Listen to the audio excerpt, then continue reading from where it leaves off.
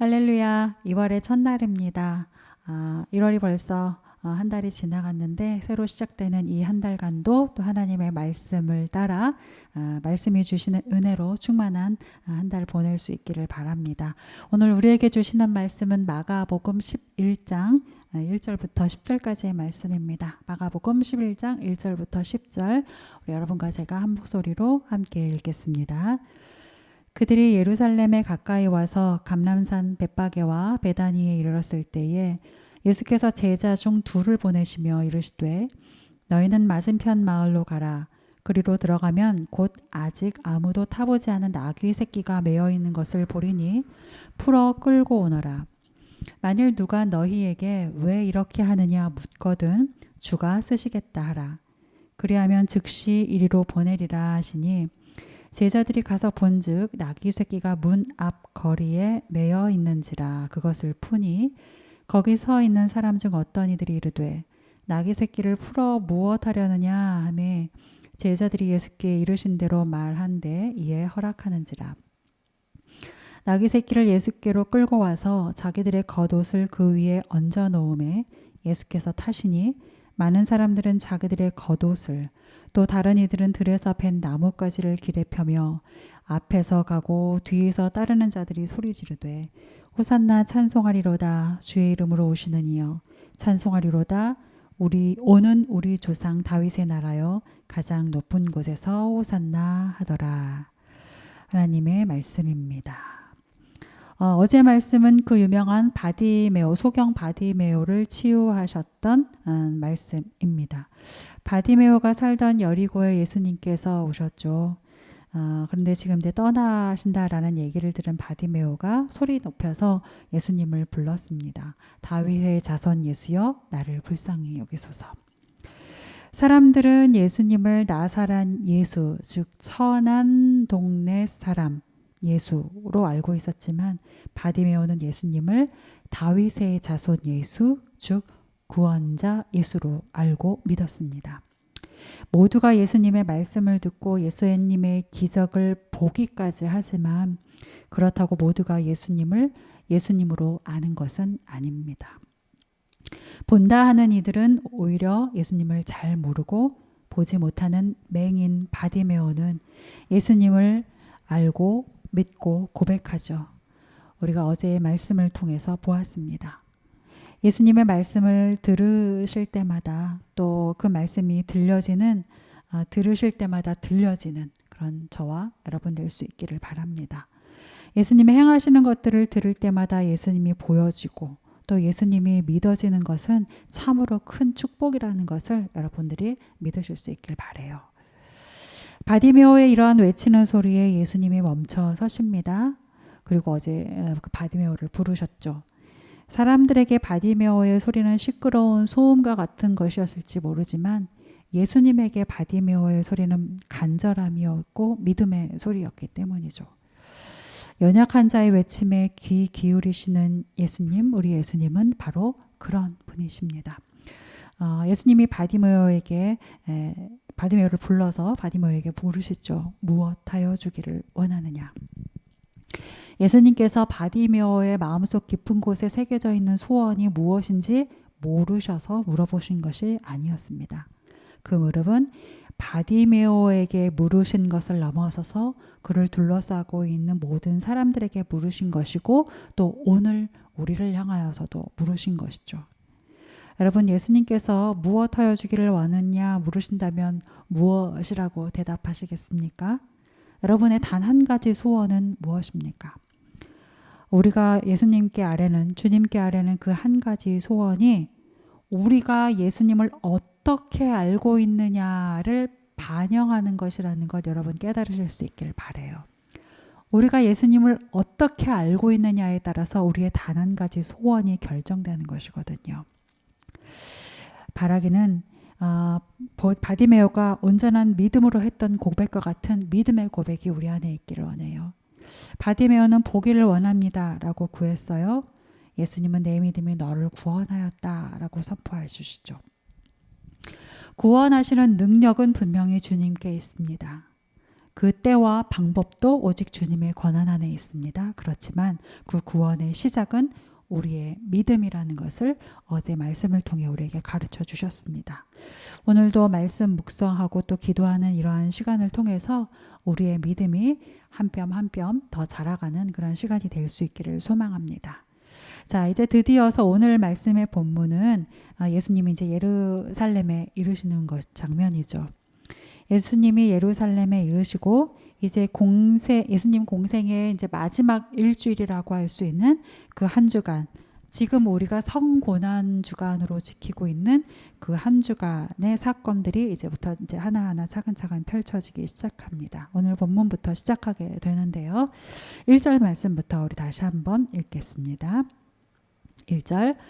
그들이 예루살렘에 가까이 와서 감람산 벳바게와 베다니에 이르렀을 때에 예수께서 제자 중 둘을 보내시며, 그들이 예루살렘에, 여기서 이제 그들은 아마도 예수님과 제자들 뿐만 아니라 예수님의 소문을 듣고 이제 또 예수님에 관한 이야기를 듣고 본, 그래서 계속 따라다니던 많은 사람들까지 다 포함하고 있는 것으로 보입니다. 그러니까 예수님, 제자들, 많은 무리들, 이들이 다 이제 예루살렘에 이르게 된 거죠.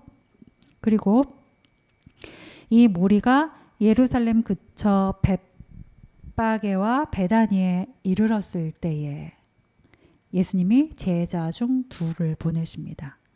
그러니까 예수님이 지금 이르렀을 때에, 즉 어떤 일을 하시려고 지금 그때가 됐다라는 분위기를 우리가 좀 직감할 수 있게 되죠. 이르렀을 때에 제자들을 보냈다. 그러니까 어떤 일이 이루어지도록 주님께서 지금 그것을 하시려고 한다라는 것을 우리가 좀 느낄 수 있게 됩니다. 여러분, 모든 것에는 때가 있습니다. 특별히 믿는 자인 우리에게는 하나님의 때가 있죠. 하나님의 때가 있고 그 때에 따라서 모든 것이 이루어지는 것을 여러분 꼭 기억할 수 있길 바랍니다. 믿음의 사람은 무엇보다도 하나님의 때가 있다라는 것을 꼭 알아야 하고요. 그 하나님의 때에 맞는 행동, 하나님의 때에 우리가 어떻게 해야 하는지도 좀 잘 분별할 수 있는 지혜로움이 필요해요. 우리가 하나님의 때가 있다라는 것을 잊으면 어떻게 될까요? 마음이 조급해지죠. 자꾸 내가 생각하는 어떤 대안을 만들어내려고 하죠.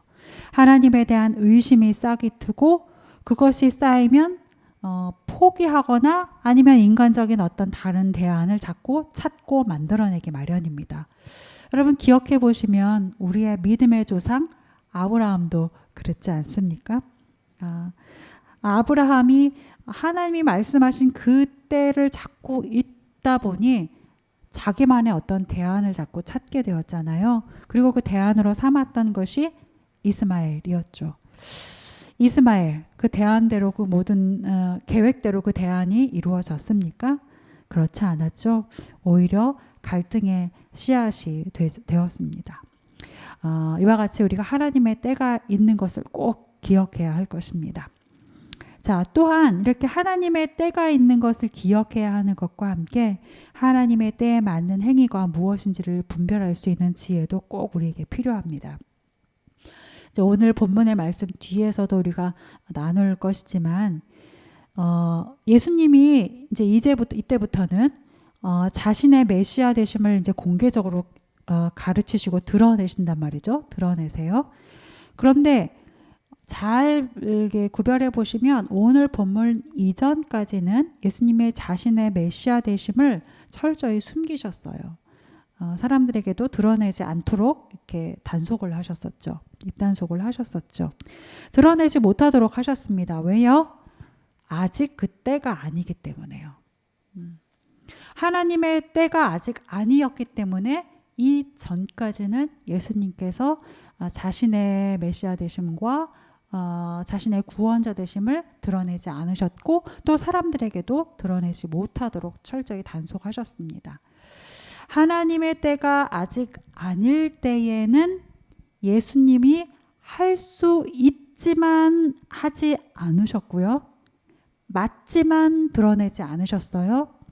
철저히 숨기셨습니다. 그런데 이제 하나님의 때가 되자 예수님은 공격받을 줄 알면서도 드러내셨고 죽음을 각오하고도 선포하셨죠. 당당하게 드러내십니다. 때에 맞는 것에 따라서 철저하게 순종하시고 그대로 행하시는 거죠.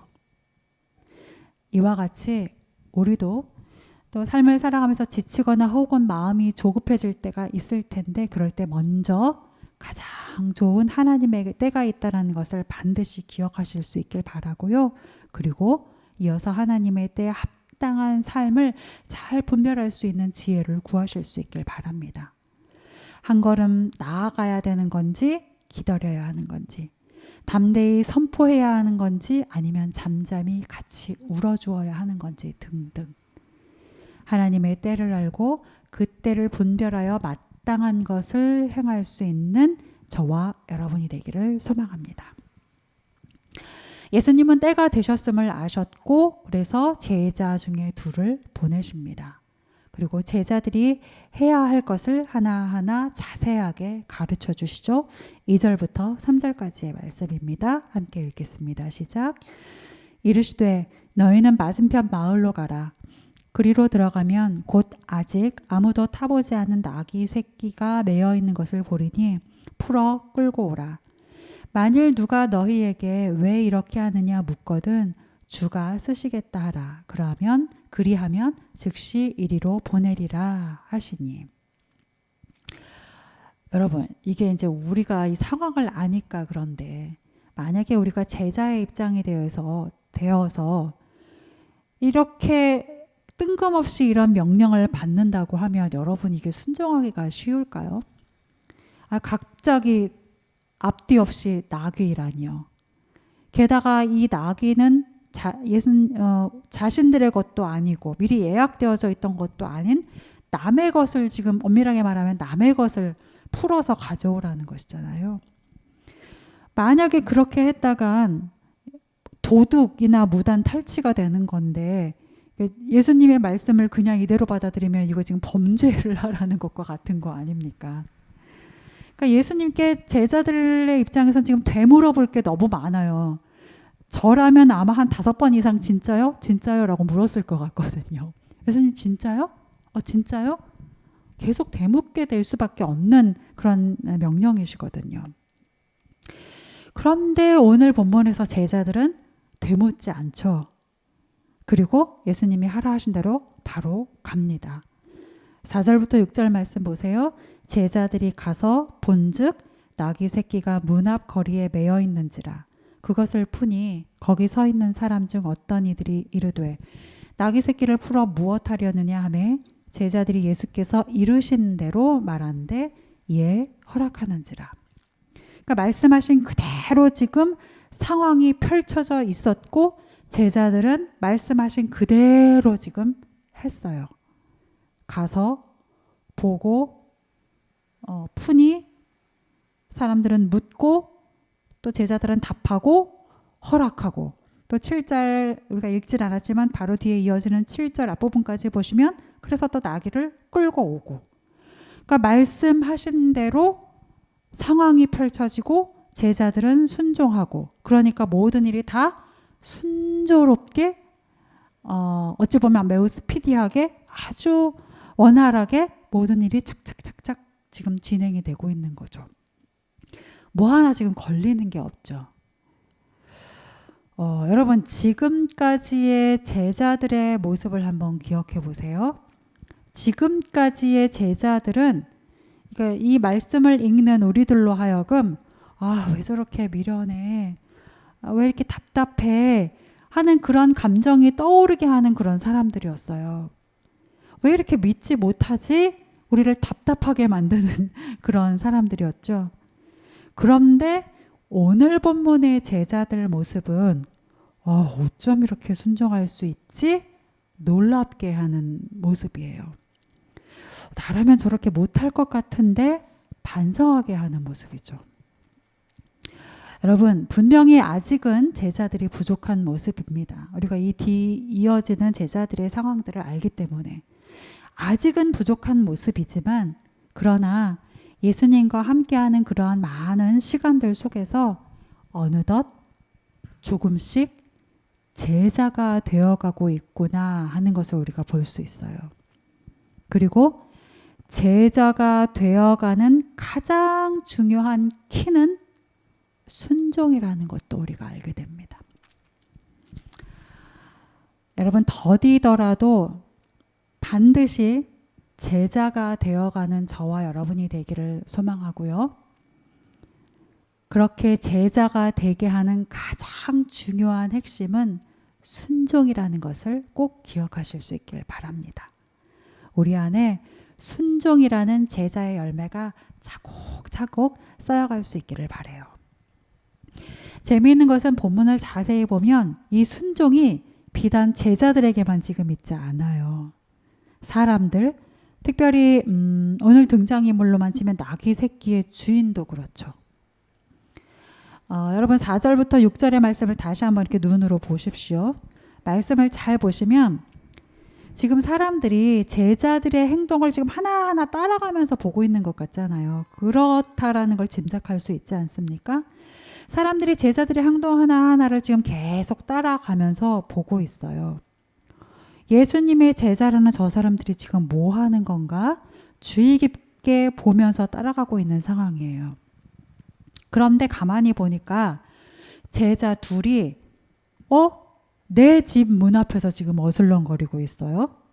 그러다가 묶여있던 나귀를 푸네요. 가져가려고 해요. 당황스럽죠. 나귀 새끼의 주인 입장에서는. 그러니까 물을 수밖에 없겠죠. 왜 나귀 새끼를 푸는 겁니까? 그걸로 도대체 뭐 하려고 하는 겁니까? 제자들은 주님께서 가르쳐 주신 대로 지금 대답을 했겠죠. 주께서 쓰시겠답니다. 이게 정확한 의미로 뭐냐면요. 그것의 주인, 즉 나귀의 주인께서 쓰시겠습니다 라는 말이에요. 그것의 주인께서 쓰시겠다. 참 신기한 게 나귀의 주인이 그 말을 듣고 제자들이 나귀를 풀어갈 수 있도록 허락을 해요. 여러분, 이 나귀 새끼의 주인이 제자들의 말을 순종한 걸까요? 그 말씀을 하신 예수님의 권위에 순종한 걸까요? 예수님의 말씀, 예수님의 권위에 순종한 거죠. 물론 이제 우리로서는 사람의 마음 깊은 곳까지 알 수가 없으니까 이 당시에 나귀 새끼의 주인이 예수님을 얼마나 제대로 알고 그렇게 순종한 건지 우리는 모르죠. 그 믿음이 얼마나 순종한지까지는 우리는 알 수가 없어요. 그러나 분명한 것은 우리가 예수님의 말씀에 순종할 때 우리는 하나님의 구원하시는 역사에 귀하게 쓰임받는 존재가 된다라는 것을 알게 되죠. 아멘. 나귀 새끼의 주인이 예수님의 말씀에 순종함으로써 여러분 스가랴 9장 9절의 말씀이 성취가 돼요. 스가랴 9장 9절에 이런 말씀이 있죠. 시온에 따라 크게 기뻐할지어다 예루살렘에 따라 즐거이 부를지어다. 보라 내 왕이 내게 임하시나니 그는 공의로우시며 구원을 베푸시며 겸손하여서 나귀를 타시나니 나귀의 작은 것 곧 나귀 새끼니라. 아멘. 주님께 순종하는 인생, 그래서 하나님의 구원하시는 역사에 귀하게 쓰임받는 인생, 바로 저와 여러분이 될 수 있기를 간절히 소망합니다. 아멘. 계속해서 7절부터 10절까지의 말씀을 다시 한번 보시면 나귀 새끼를 예수께로 끌고 와서 자기들의 겉옷을 그 위에 얹어 놓음에 예수께서 타시니 많은 사람들은 자기들의 겉옷을 또 다른 이들은 들에서 벤 나뭇가지들을 길에 펴며 앞에서 가고 뒤에서 따르는 자들이 소리 지르되 호산나 찬송하리로다 주의 이름으로 오시는 이여 찬송하리로다 오는 우리 조상 다윗의 나라여 가장 높은 곳에서 호산나 하더라. 제자들이 나귀 새끼를 끌고 왔죠. 그러면서 아마도 어떤 때가 된 것을 직감을 했던 것 같아요. 그도 그럴 것이 나귀 새끼를 데려오는 그 일련의 상황들이 예수님이 말씀하신 그대로 이루어졌잖아요. 그를 둘러싸고 있던 무리들까지도 예수님의 말씀에 온전히 순종하는 모습을 보고 겪었잖아요. 그러니까 무엇보다 우리가 또 기억해야 하는 것은 예수님께서 벳박에 그리고 베다니에 이제 이르기 전에 어제 말씀 한번 기억해 보세요. 여리고에 있었던 바디메오를 고쳐주셨을 때의 그 사건에서 바디메오가 이렇게 고백을 했어요. 다윗의 자손이여 나를 불쌍히 여기소서. 다윗의 자손. 여러분, 유대인에게 다윗의 자손은 무엇을 의미합니까? 그렇죠. 다윗, 왕 중의 왕. 그래서 다윗의 자손은 무엇입니까? 우리를 구원할 왕이잖아요. 우리를 구원한 왕을 상징하는 게 다윗의 자손이요. 그리고 유대인들은 여지껏 그 왕을 고대해 왔지 않습니까? 기다려 왔잖아요. 그런데 바디메오의 입을 빌어서 예수님은 다윗의 자손입니다 라고 선포되어졌고, 예수님은 그 말씀을 듣고 또 바디메오를 고쳐주시는 이적이 있지 않았습니까? 그 고백을 들으신 예수님, 또 모두가 함께 들은 그 사건이 있은 이후에 나귀를 구해오라고 하셨어요. 그리고 방금 그 일들이 모두 순차적으로 아주 순조롭게 모든 상황들이 말씀대로 이루어졌어요. 이것을 지금 제자들이 겪었어요. 보았어요. 아, 구약의 왕들이 그러했듯이 나귀를 타고 왕으로 우리 예수님이, 우리 선생님이 서시려는 것이구나. 제자들이 직감을 했던 거죠. 제자들이 그래서 즉시 겉옷을 벗어서 그 위에 얹습니다. 그리고 예수님께서 그 위에 타시자 사람들도 겉옷을 벗어서 깔고, 또 어떤 이들은 나뭇가지를 가져와서 바닥에 깔죠. 아마 모두가 흥분했을 것이고 모두가 기대에 가득 찼을 거예요. 그래서 호산나 호산나 찬송하리로다 오시는 이여 라면서 예수님을 찬송하고 앞에서 뒤에서 무리를 지어 예수님을 따르고 쫓죠. 이 이후의 일들을 알고 있는 우리는 이 호산나가 얼마나 빨리 저를, 즉 예수님을 십자가에 못 박아라 라는 말로 바뀌는지 우리는 알고 있죠. 지금은 흥분하면서 예수님을 위해서 뭐라도 할 것처럼 호산나라고 외치고 있지만, 이 사람들이, 이 외침이 얼마나 쉽게 식고 변절되는지 우리는 잘 알고 있습니다. 우리만 잘 아나요? 예수님도 알고 계시죠. 예수님은 이 당시에 이미 알고 계셨죠. 예수님은 이 호산나가 어떤 의미인지, 이 많은 사람들이 외쳐대는 이 호산나가 어떤 의미인지 누구보다도 예수님께서 가장 먼저 이미 알고 계셨습니다. 이 호산나는 불과 일주일도 채 못 되어서 십자가에 못 박으라 라는 말로 바뀔 것이라는 것 예수님 알고 계셨죠. 이 호산나에는 나를 주님의 좌편에, 나를 주님의 우편에 세워주실 거야 라는 제자들의 욕망이 섞여 있다라는 것도 예수님은 이미 알고 계셨죠.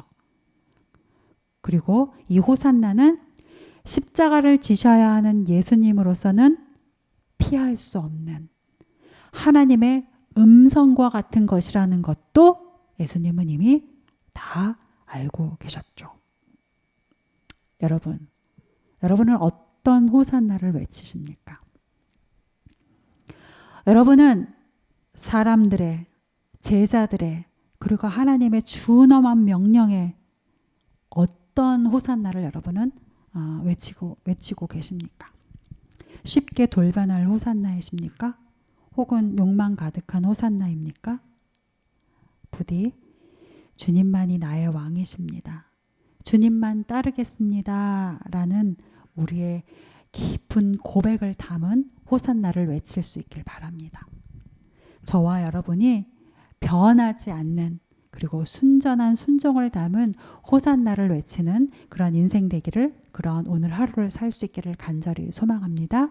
우리 말씀을 기억하면서 함께 기도하시겠습니다.